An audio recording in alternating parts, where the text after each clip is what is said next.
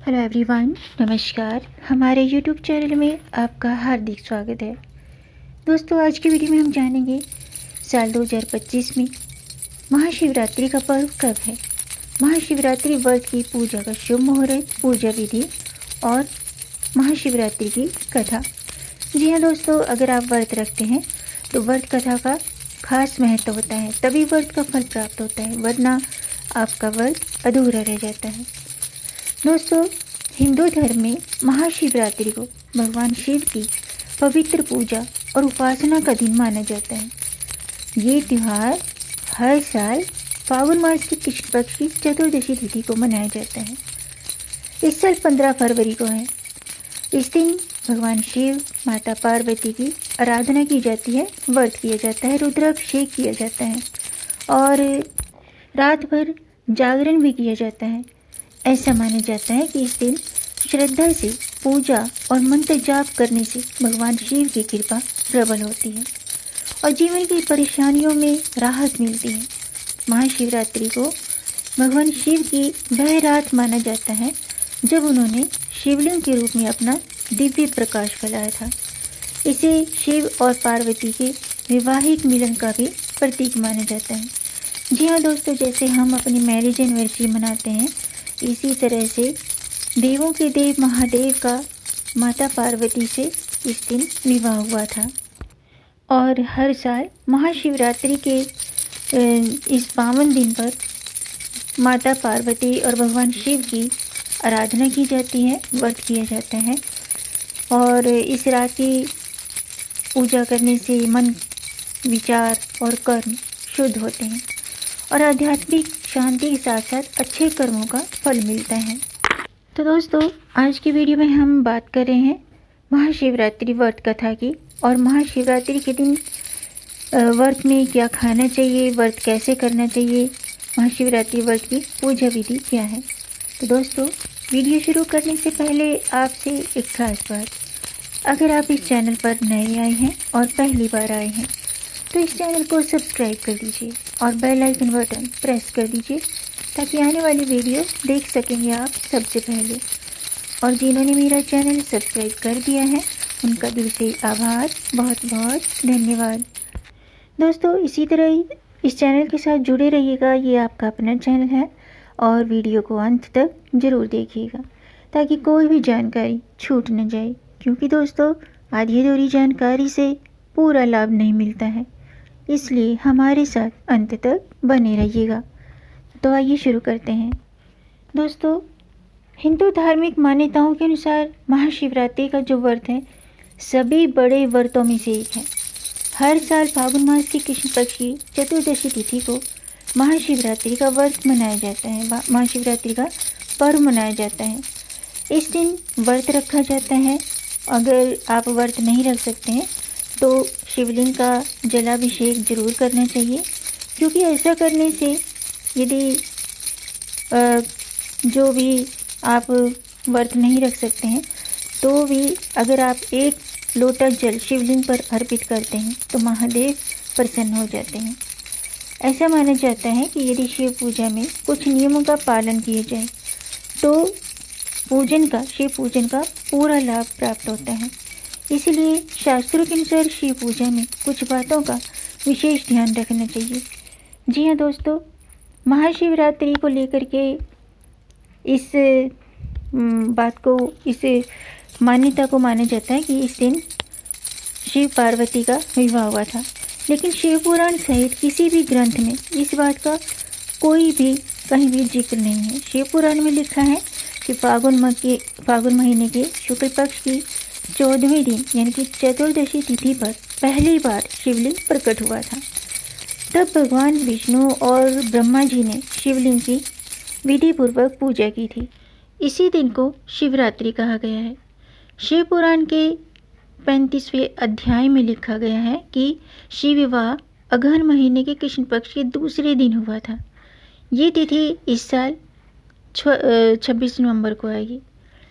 शिवरात्रि पर शिव विवाह मनाने की परंपरा कब से शुरू हुई इसके बारे में लिखित जानकारी नहीं है, लेकिन काशी और उज्जैन के विद्वानों का कहना है कि शिवलिंग के निचले हिस्से में माता पार्वती का भी स्थान होता है। शिवरात्रि पर महादेव की पूजा रात्रि में होती है और पार्वती के बिना शिव पूजन अधूरा रहता है। इसलिए इस रात को शिव शक्ति के मिलन के पर्व के रूप में मनाया जाता है। इस दिन सूर्योदय से पहले उठें, पानी में गंगा जल मिलाकर, काले तिल मिलाकर स्नान करें, शिव पूजन करें। अगर आप व्रत रख सकते हैं तो व्रत का संकल्प लें। व्रत उपवास में दोस्तों अन्न नहीं खाएं, क्योंकि पुराणों के अनुसार पूरे दिन पानी भी नहीं पीना चाहिए। ये जो व्रत है इतना कठिन अगर आप नहीं कर सकते हैं तो फल, दूध और पानी ले सकते हैं। इस दिन झूठ न बोलें, दिन में न सोएं और किसी से वाद विवाद न करें, क्योंकि ऐसा करने से व्रत खंडित हो जाता है। इस दिन सुबह शाम नहाने के बाद शिव मंदिर जरूर जाएं। शिव मंदिर जाएं, शिव मंदिर में जा कर के विधि पूर्वक पूजा करें, रुद्राभिषेक करें और भगवान के दर्शन करें। अब मैं शिवरात्रि की पौराणिक कथा शुरू करती हूँ, आप भी ध्यान से सुनिएगा। वैसे तो दोस्तों शिवरात्रि से जुड़ी 3 पौराणिक कथा है। पहली कथा के अनुसार शिव पुराण से है। भगवान विष्णु और ब्रह्मा जी के बीच में विवाद हुआ था। वजह ये थी कि दोनों में श्रेष्ठ कौन है। तब शिव जी लिंग के रूप में प्रकट हुए। शिव ने कहा, आप दोनों में से जो इस लिंग का छोर यानी कि अंत खोज लेगा वो श्रेष्ठ होगा। इसी तरह पहली बार शिवलिंग प्रकट हुआ। एक छोर की तरफ ब्रह्मा और दूसरी ओर विष्णु चल दिए। दोनों को शिवलिंग का अंत नहीं मिला, लेकिन ब्रह्मा ने खुद को श्रेष्ठ घोषित करने के लिए योजना बनाई। ब्रह्मा ने केतकी का पौधा लिया और उससे कहा, तुम शिव विष्णु के सामने बोल देना कि ब्रह्मा ने शिवलिंग का अंत खोज लिया है। ब्रह्मा ने कहा, मैंने इस शिवलिंग का अंत खोज लिया है। ये बात आप केतकी के पौधे से पूछ सकते हैं। पौधे ने भी शिव जी और विष्णु जी के सामने झूठ बोल दिया। ब्रह्मा का झूठ सुनते ही शिव गुस्सा हो गए। शिव जी को गुस्सा आया। उन्होंने कहा, आपने झूठ कहा है, इसलिए आपकी कहीं पूजा नहीं होगी। केतकी ने झूठ में साथ दिया है, इसलिए इसके फूल मुझे पूजा में स्वीकार नहीं होंगे। तब विष्णु जी सर्वश्रेष्ठ घोषित हुए। महाशिवरात्रि की दूसरी पौराणिक कथा गरुड़ पुराण से है, जो इस प्रकार है। महादेव बताते हैं, अरवुद देश का सुंदरसेन नाम का राजा शिकार पर गया। उसे शिकार नहीं मिला और रात हो गई थी। वो थका भूखा हुआ एक कुटिया में ठहरा। वहाँ शिवलिंग था और उसके पास पानी और बिलपत्र रखे थे। राजा के शरीर की हलचल से बिलपत्र शिवलिंग पर गिरे। राजा ने पानी का बर्तन उठाया तो जल की बूंदें शिवलिंग पर गिर पड़ी। राजा शिवलिंग के पास पड़ा। अपना तीर उठाने के लिए जैसे ही झुका तो उसकी छाती शिवलिंग को छू गई। राजा रात भर जागता भी रहा। इस तरह अनजाने में ही शिवरात्रि की पूजा हो गई। शिवलिंग पर बिलपत्र और जल चढ़ गया और शिवलिंग को भी राजा ने छू लिया। राजा का जीवन बीता और मृत्यु के समय यमदूत लेने आए, लेकिन शिवगण ने उन्हें रोक दिया और राजा को शिवलोक ले गए। महाशिवरात्रि की तीसरी पौराणिक कथा शिव पुराण से, जो इस प्रकार है, ध्यान से सुनिएगा। सुत जी बताते हैं कि गुरु ध्रुव नाम का एक शिकारी था जो रोज शिकार करता था। अनजाने में शिवरात्रि के दिन शिकार करने गया, लेकिन उसे शिकार नहीं मिला। शाम को तालाब के पास बिलपत्र के पेड़ पर बैठकर शिकार का इंतजार करने लगा। रात के पहले प्रहर में एक हिरन पानी पीने आया। उसे मारने के लिए शिकारी ने धनुष ताना तो शिकारी उसके पीने के पानी से कुछ पानी की बूंदें और बिलपत्र पेड़ के नीचे रखे शिवलिंग पर गिर गई। इस तरह अनजाने में उससे पहले प्रहर की शिव पूजा हो गई। दूसरे और तीसरे प्रहर में भी हिरन आया और फिर से यही सब हुआ। इस तरह अनजाने में दोनों प्रहर की पूजा हो गई। रात्रि के चौथे प्रहर में हिरन का झुंड पानी पीने आ गया। शिकारी ने फिर धनुष उठाया तो जल और बेलपत्र शिवलिंग पर गिरे। इस तरह चौथे प्रहर की पूजा भी हो गई।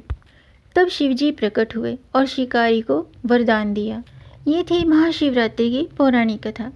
अब बात करते हैं महाशिवरात्रि के दिन शुभ मुहूर्त क्या है।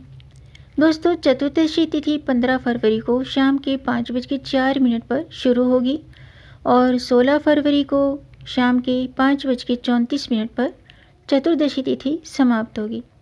तो महाशिवरात्रि का व्रत और पूजन 15 फरवरी को किया जाएगा। इस दिन जो पूजन है प्रातः से लेकर यानी कि सुबह से लेकर के मध्य रात्रि तक विस्तृत रूप से की जाती है, लेकिन सबसे खास समय निश्चित काल यानी कि मध्य रात्रि का एक विशेष समय माना जाता है, जब भगवान शिव की आराधना करने से भगवान शिव की महिमा बढ़ जाती है।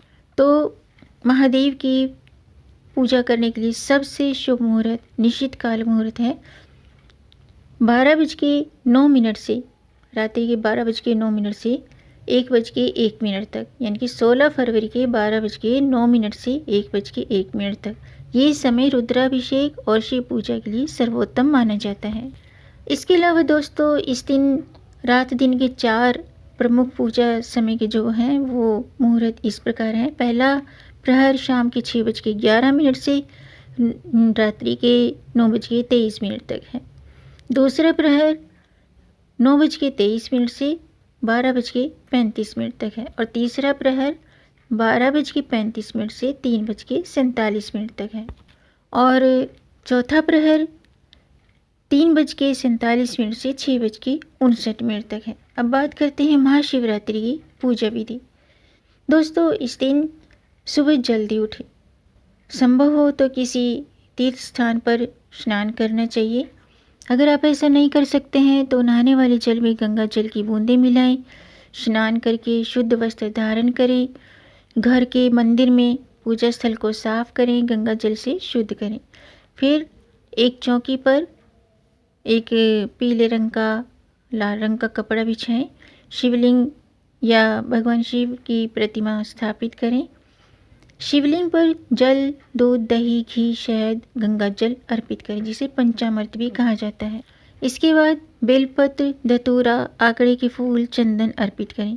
पूजा के दौरान ओम नमः शिवाय मंत्र का जाप करें, 108 बार या 1008 बार करें। अंत में दीपक प्रज्वलित करें और शिव चालीसा का पाठ करें। इसके अलावा माता पार्वती को श्रृंगार की सामग्री जरूर अर्पित करें। दोस्तों, महाशिवरात्रि पर रुद्राभिषेक विशेष रूप से किया जाता है। रुद्राभिषेक में शिवलिंग पर जल, दूध, फल, दूध, दही, गंगा जल से अभिषेक करना चाहिए। मंत्रों का जाप करते रहना चाहिए। ऐसा करने से मन में शांति आती है, भय दूर होता है, तनाव कम होता है और जीवन में सकारात्मक ऊर्जा आती है। इस दिन अगर आप व्रत रखते हैं तो व्रत में फल, केला, सेब, पपीता, अनार, दूध और दूध से बनी चीज़ें, दूध, दही, छाछ, साबूदाना खिचड़ी, कुट्टू के आटे की रोटी, पकोड़े, सिंघाड़े के आटे की पूरी, परांठा खा सकते हैं, लेकिन इसमें सेंधा नमक का प्रयोग करना चाहिए। इसके अलावा आप नारियल पानी पी सकते हैं, नींबू पानी पी सकते हैं। तो दोस्तों, आज का वीडियो मैं समाप्त करती हूँ। उम्मीद है आपको जानकारी पसंद आई होगी। अगर आपको जानकारी वीडियो अच्छा लगा हो तो वीडियो को लाइक ज़रूर कीजिएगा और इस जानकारी को आगे बढ़ाकर अपनी फैमिली में, अपने फ्रेंड्स में ज़्यादा से ज़्यादा शेयर भी कर दीजिए, ताकि औरों को भी इससे लाभ प्राप्त हो। और अगर आपका कोई प्रश्न है या कोई सुझाव है तो कमेंट बॉक्स में ज़रूर लिखिएगा और मेरे चैनल को सब्सक्राइब ज़रूर कीजिएगा, ताकि आने वाली वीडियो देख सकेंगे आप सबसे पहले। वीडियो को अंत तक देखने के लिए आपका बहुत बहुत धन्यवाद।